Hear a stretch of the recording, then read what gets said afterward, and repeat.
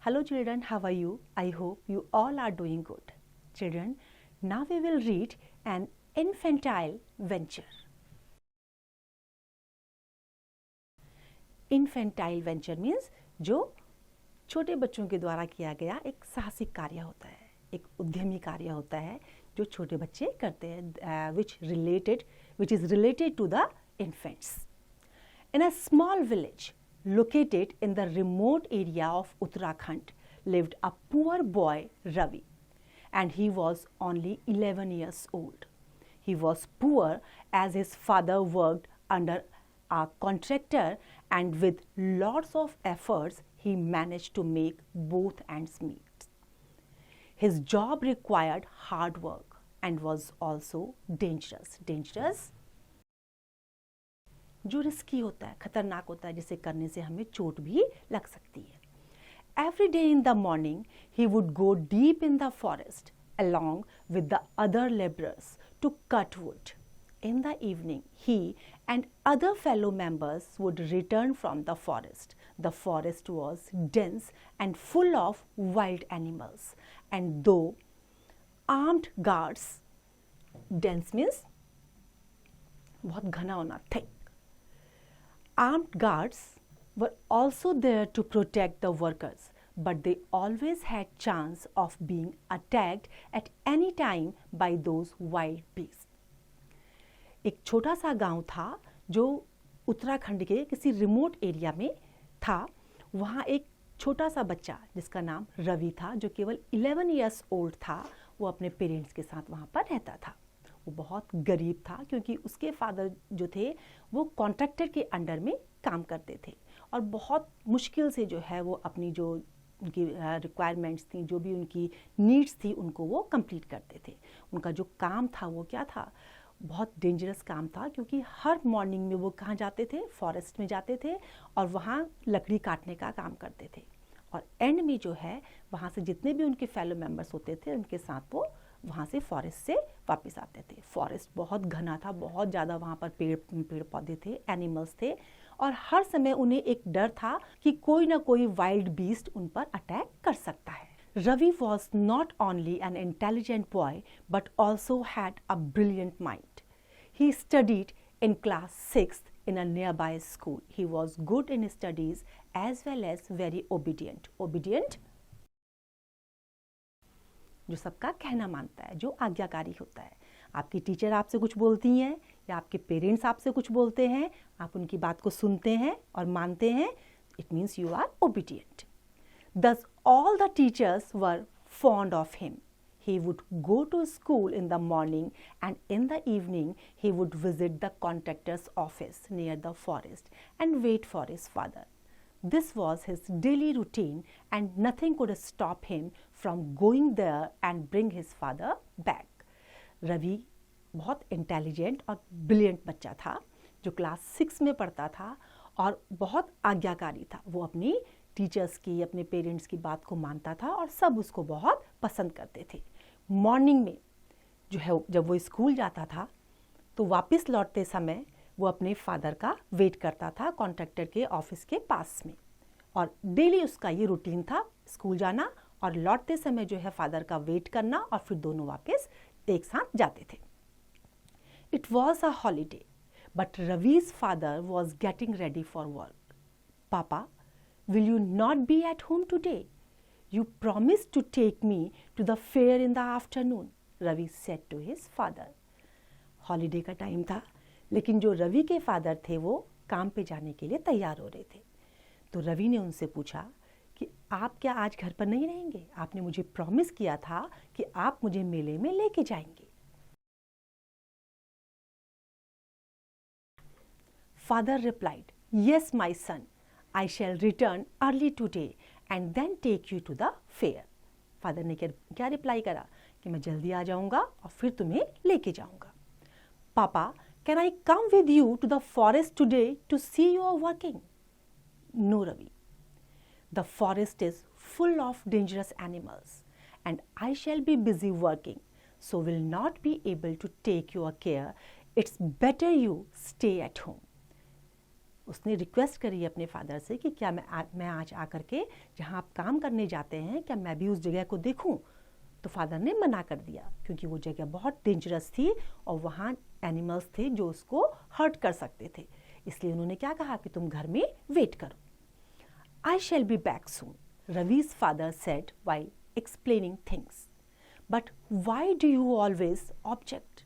There are guards in the forest, so there will be no problem. Ravi's mother intervened. Intervened? जैसे दो लोगों के बीच में कोई आकर के टोक देता है तो उसको क्या कहते हैं? बीच में आकर के इंटरवेन करना, किसी के बीच में आकर के बोलना। As a result, unwilling, Ravi's father had to agree. जब फादर ने मना कर दिया था तो रवि की मदर ने बीच में आके क्या बोला कि वहाँ पर गार्ड होता है, ऐसी कोई प्रॉब्लम नहीं होगी, उसको आप अपने साथ लेके जाओ। रवि के फादर की इच्छा नहीं थी लेकिन फिर भी उन्होंने बात मान ली। So Ravi went along with his father to the forest. The time they entered into the thick woods, Ravi got scared. Scared? डर जाना। जैसे ही वो थिक फॉरेस्ट में एंटर किया उन्होंने, रवि डर गया। To remain near to his father as possible, he clung to his father. Soon they reached the work spot. You should stay with the guards and don't move about here or there alone, his father said. Ravi simply nodded, just like an obedient boy. Soon, his father got involved in his work, and even the guards sat aside on the ground while keeping their guns beside them. जब रवि वहाँ डर गया था तो उसने अपने पापा को तेजी से पकड़ लिया, सख्ताई से पकड़ लिया, और जब वो वहाँ पे पहुँच गए वर्क प्लेस में तो उन्होंने रवि को वार्न किया कि यहाँ गार्ड के सामने बैठे रहना, यहाँ वहाँ मत जाना। Ravi was keen to have a look at the forest closely. The time he felt that nobody was noticing him, he quietly moved away. अब रवि की क्या मर्जी थी कि वो फॉरेस्ट को नज़दीक से देखे। तो जैसे ही उसने नोटिस किया कि कोई उसको नहीं देख रहा है, वो वहाँ से चला गया। He started to move in one direction. The forest began to get denser, but there was no sign of any kind of wild beast.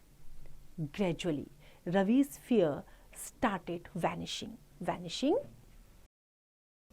Vanishing means गायब होना। जब वो वहाँ गया और वहाँ पे उसको कोई एनिमल ऐसा नज़र नहीं आया तो जो उसका डर था वो धीरे धीरे गायब हो रहा था। He forgot the warning given by his father and began to move forward and forward. जो उसके फादर ने वार्न किया था उसको कि यहाँ वहाँ मत जाना, वो भूल गया और आगे आगे जाने लगा। Within some time he reached near a big pond. It was a lovely place surrounded with shady trees all around. जल्दी ही वो जो है एक बड़े पॉन्ड के पास पहुंच गया। अब वो बहुत सुंदर जगह थी जहां पर शेडी ट्रीज थे चारों तरफ। He saw a number of unknown birds in and around the pond. Well, some were flying, others were swimming in clear water, and few were diving into the water every now and then and coming out with a fish in its beak. Seeing this beautiful view, Ravi forgot everything. He sat under a shady tree and watched them quietly. जब वो shady tree के नीचे बैठा तो उसने क्या देखा, वहाँ पे बहुत सुंदर सुंदर बर्ड्स, कुछ उड़ रही थी, कुछ तैर रही थी और कुछ बर्ड्स जो है डाइव कर रही थी, और जब वो ऊपर आ रही थी तो उनके मुंह में क्या थी, फिश थी। अब उस सुंदर सीन को देख करके रवि सब कुछ भूल गया और बड़े प्यार से उनको देखने लगा, बड़े चुपचाप शांति से वो सीन वो देखने लगा। Suddenly he heard a faint sound. So he looked around. He saw that in a corner of the big pond, a stag was drinking water. He was amazed to see the beautiful sight of the stag with its bushy horns. Amazed? Amazed means आश्चर्यचकित होना, surprise हो जाना। जब उसने देखा कि वहाँ pond के पास एक स्टेक जो है पानी पी रहा है, तो उसके सुंदर हॉर्न्स को देख करके, जो बुशी हॉर्न्स थे, उसको देख के उसको बड़ा आश्चर्य हुआ, उसको अच्छा लगा। Ravi couldn't move his eyes, अपनी आंखें वो वहाँ से नहीं हटा पाया। But the stag was busy in drinking water, unmindful of the surroundings. Meanwhile, a panther stealthily came out from the bushes suddenly. Due to fear, Ravi's face turned pale. Ravi wanted to save the stag from the clutches of the panther. But how could he do that? This was at his wits' end to find a way to save the stag. अब जब वो देख रहा था stake को पानी पीता हुआ, तो स्टेक अपनी सराउंडिंग से अनअवेयर था, उसने उस चीज़ पर ध्यान नहीं दिया। लेकिन तभी उसको क्या दिखाई दिया वहाँ पर? एक पैंथर एक बड़ा सांप होता है, वो वहाँ से चुपचाप से उसको वहाँ पे जो है वो नज़र आया। अब रवि का जो फेस था वो बिल्कुल पीला हो गया। पीला क्यों हुआ? क्योंकि वो हो सकता था उस स्टेक को काट दे। अब किस तरीके से वो उसको बचाए, ये उसकी परेशानी बन गई थी कि वो क्या करे, ऐसी कौन सी बुद्धिमानी वाला काम करे कि जिससे वो अपनी बुद्धिमानी से उसको बचा ले। Ravi closed his eyes in fear. Suddenly his mind was stuck with an idea. He looked at the panther. It was about to pounce upon its prey. Prey means शिकार।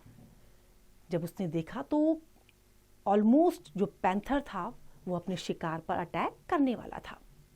इन the blink of an eye, Ravi picked up a stone lying next to him and threw it into the water with his full energy. With a thud, the stone hit the water and produced loud noise, which made the stag alert, sensing the danger. The stag at once looked to its heels. The panther was furious at losing its prey, so ran towards Ravi. अब क्या हुआ? स्टेग को बचाने के लिए उसने एक पत्थर उठाया और जल्दी से पानी में फेंका।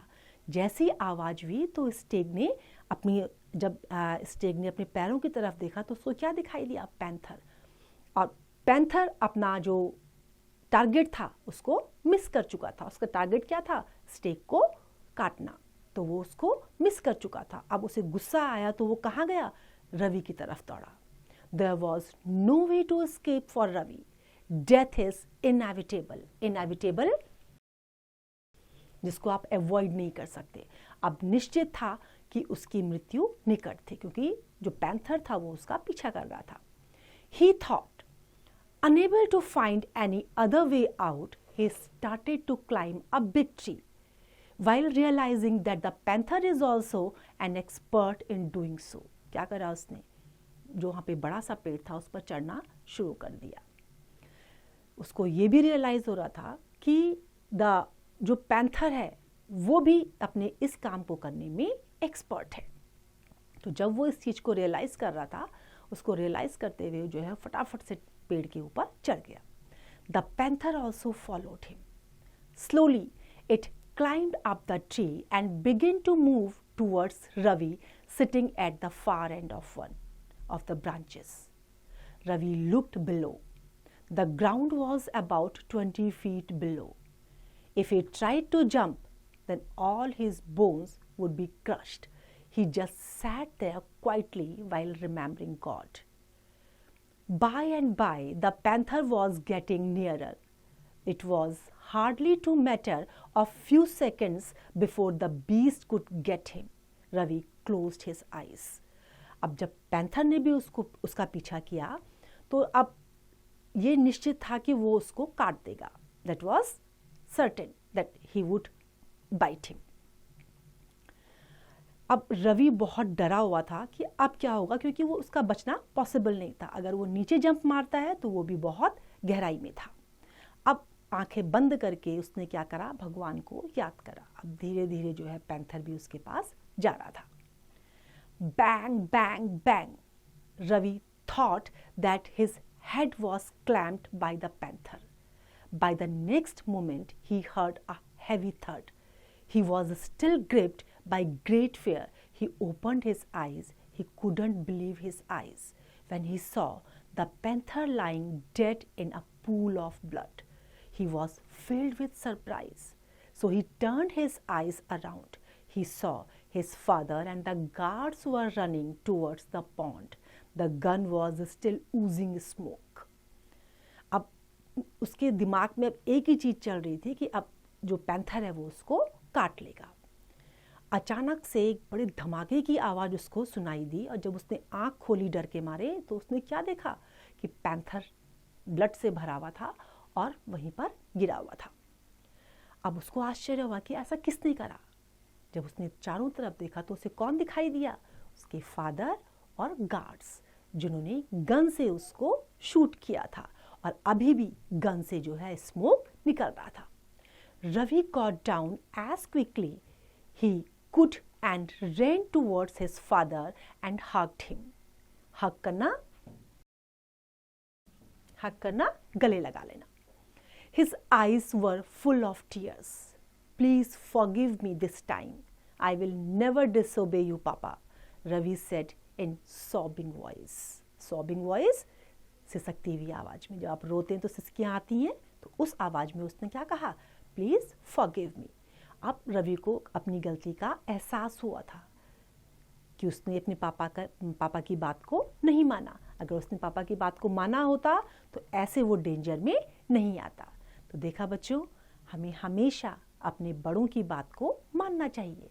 जब हम उनकी बात को मानते हैं तो हमें डेंजर भी नहीं होता है। I hope this is clear to you now. This is time to revise. You can revise it.